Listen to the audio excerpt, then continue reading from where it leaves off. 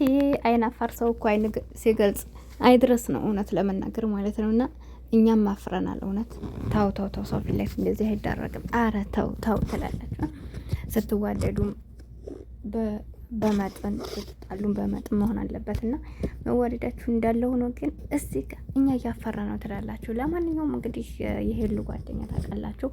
በናቲ እይታ ደግሞ በጣም ነው የሚያናደው፣ አይወደውም። ያው ባለፈው አጣልቷቸው ስለነበረ በቀጣይ ደግሞ እኔ እንደውም በደንብ ሳለ ቪዲዮውን ለምን ገባ ደግሞ ይሄ ልጅ ምናምን እያልኩ ነበርና ቢሆንም ያው እሱን ለማናደድ ብሎ እያደረገ ያለው በእርግጥ ቆይቷል። ትናንትም እንደዛው ነው እና ሰሞኑን በእንደዚህ አይነት ነው የሚመጡት። በዛ ላይ እንደ ተው ጾም ነው ተው። አሰላሙ አለይኩም ወራህመቱላሂ ወበረካቱ። እንዴት ነው የተከበራችሁ የቻናሌ ቤተሰቦች? እንዴት ናችሁ? ደህና ናችሁ ወይ? እኔ ያለሁ አልሐምዱሊላህ። ለቻናሌ አዲስ ከሆናችሁ ላይክ፣ ሼር፣ ሰብ ያደርጋችሁ አበረታቱኝ። ከጎን ሆናችሁ ለምታበረታቱኝ ውድ ሀገሬ ልጆች ደግሞ ከልብ አመሰግናለሁ። በያላችሁበት አላህ ይጠብቃችሁ፣ ከመጥፎ ነገር አላህ ይጠብቃችሁ። ሁላችሁንም ሰላም እና ፍቅር ለሀገራችን ይሁን። አሁን ላይ ደግሞ በየሀገሩ ትንሽ ጦርነት ምናምን አለ። ባህሬንም ያላችሁ እንዲሁም በኳተርም ሳውዲም ገባ እያሉ ነው። እንግዲህ የሀገራችን ብቻ ሳይሆን እዚህም ትንሽ ከባድ ነውና እስኪ ዱዓ ያስፈልጋል። የምር ረመዳን ነው። እንዲሁም ኦርቶዶክሶችም ጾማችሁ ስለሆነ ሁላችንም ዱዓ ጸሎት ልናረግ ይገባል ማለት ነውና ጦርነት በየሀገሩ እየመጣ ነው ትላላችሁ። ሰላማን ያምጣልን ያ ረብ ማለት ነው። ትተነው ለምንሄደው ነገር እንደው እንዴት እንደው አይገባኝም ብቻ። ለማንኛውም እንግዲህ እነ ሄሉን አይታችኋቸዋል። ሰሞኑን ፍቅሩ እንደጨመረ ነው ትላላችሁ። ሄሉም እያማረባት ነው የሚሄደው። በመቀጠል ደግሞ ናቲ እውነት በፊት አይናፋር ነበር አይደል? ሄሉ ራሱ የሆነ ነገር እንትን ስትል ቪዲዮ ሆሽ ነው እያለ ይቆጣት ነበረና ዝም የሚል ሰው ሲነሳ ወይም ደግሞ ዝም የሚል ሰው ሲናገር አይናፋር ሰውም እንደዚሁ ደግሞ አይን ሲያወጣ አይቻልም ትላላችሁ። እና ያው ከልጁ ፊት ደግሞ እንደዛ እያደረገው መስኪን አሳዘነኝ። በቃ ልወጣላችኋል። እኔን እኮ ችግር ውስጥ ለመክተት ማለት ወላሂ አይደረግም። እንዳለው ልክ ነው ልጁን ዛሬ ልክ ነው። ምክንያቱም አንተ በክብር ነው የጠራኸኝ እኔን። እንደ ሀበሻነታችን ደግሞ እንደዚህ አይነት ነገር ታውቃላችሁ። እንደዚህ የውጭ ዜጎች ናቸው እንጂ እኛ ጋር እንደዚህ አይነት ነገር የለም። የሰው ልጅ ከጠራችሁት በክብር ጠራችሁት ነው እንጂ ጠርታችሁ በክብር እንደገና እናንተ ከሚስታችሁ ጋር መላላጥ፣ ከባላችሁ ጋር መላላጥ፣ ይሄ በጣም የሚደብር ነገር ነው። እና የልጁን ሀሳብ እኔ በፊት አይመቸኝም። ልጁ ለምን ገባ እያልኩ ምናድን ያለሁ በመሀላቸው ሲገባ ስለሚጣሉ ማለት ነው። ግን ዛሬ የተናገረው ነገር ልክ ነው። ምክንያቱም በክብር ጠርቶታል ይሄ ልጅ በክብር እስከጠራው ድረስ ያኔ የመጣበትን ሻይ ቡና ብለው እንዲሁም ማውራት ያለባቸውን ነገር ማውራት አለባቸው። ከዛ ሲወጣላቸው ይደርሳሉ እንጂ ከሱ ፊት ነይ እኔ ጋር ሆነሽ ነው እያለ አንስቶ ከዛ ላይ ደግሞ ከሱ ፊት መሳም። ኧረ እናንተ ብትሆኑ በራሳችሁ ለምሳሌ አሁን አንድ ሴት ጓደኛችሁ ተጣርታ ጓደኛ አይደለችም። በእርግጥ ይሄ እንደዚህ አይነት ነገሮች የለህ ነው። ገባችሁ አይደል? እነሱን ለማናደድ የምናደርገው ነው። እና ያው እናንተም ብትሆኑ በዚህ ቦታ ይከብዳችኋል። ለምሳሌ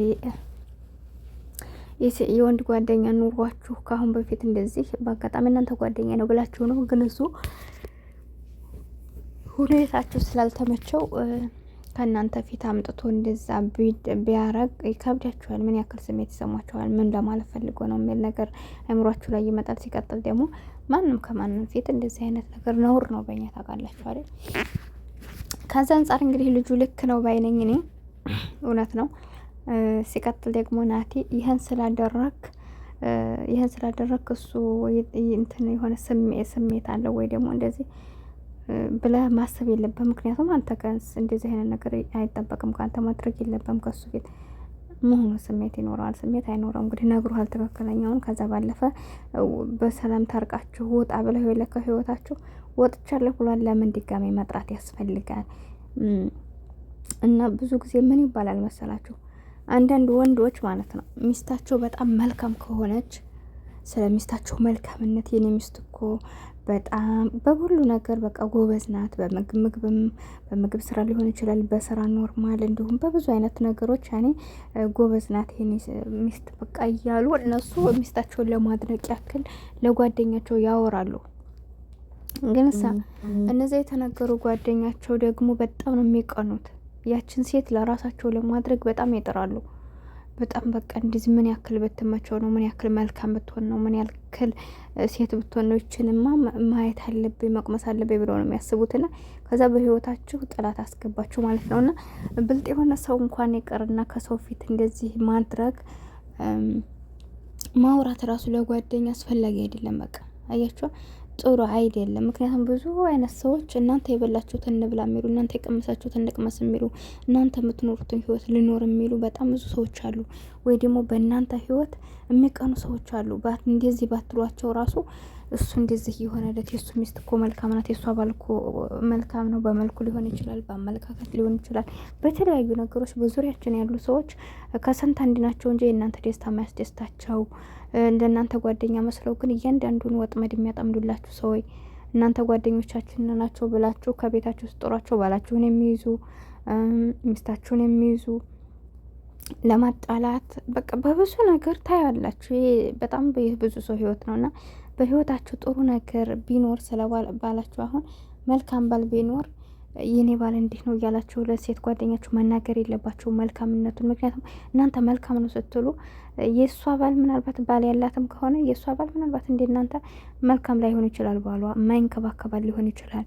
እናንተ በየተለያዩ ነገሮች ደስተኛ በሆናችሁባቸው ነገሮች የእሷ ባል ደግሞ ደካማ ሊሆን ይችላል። ይህን ነገር እንዲህ ነው እያላችሁ ስትናገሩ እነዚያ ሰዎች የእናንተን ነገር ለመቀማት ይጣጣራሉ። ገባችሁ አይደለም? ስለዚህ ብዙ ነገራችሁ እንደ ሰው ሊያስፈልግ አይደለም ማውራት። በተለይ ስለምትወዱት ነገር ላይ መናገር የለባችሁም። እንደዚህ አይነት ነገር ማለት ብዙ ጊዜ የምንወደውን ነገር ስንናገር በጣም ብዙ ጥቃቶች ይመጡብናል። ይሄን የባላችሁ ሰው በቃ ባልጠበቃችሁ ሰው ጥቃት ይደርስባችኋል። ወይም ደግሞ እንዳልኳችሁ ባላችሁን ትቀማላችሁ በብዙ ነገር። ገባችሁ? ያኔ መቀማት እሱ እቃ ነው እንዲልትሉ ትችላላችሁ። ነገር ግን እሱና እናንተ የምትጣሉበትን መንገዶች አመቻቹባችኋል።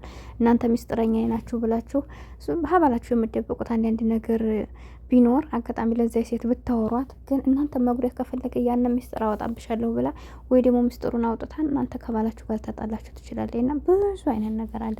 ስለዚህ ጥንቃቄ ማድረግ ያለባችሁ ለማለት እወዳለሁና እናት ያው ያደረገው ነገር ልክ አይደለም ልላችሁ ፈልጌ ነው። ለምን እንኳን በጋድ ከሱ ፊት ለመሳም እየሞከረ እያንዳንዱን ነገር ጥሩ አይደለም። የኛ የምንለውን የምንወደውን ነገር መደበቅ አለብን ትላላችሁ።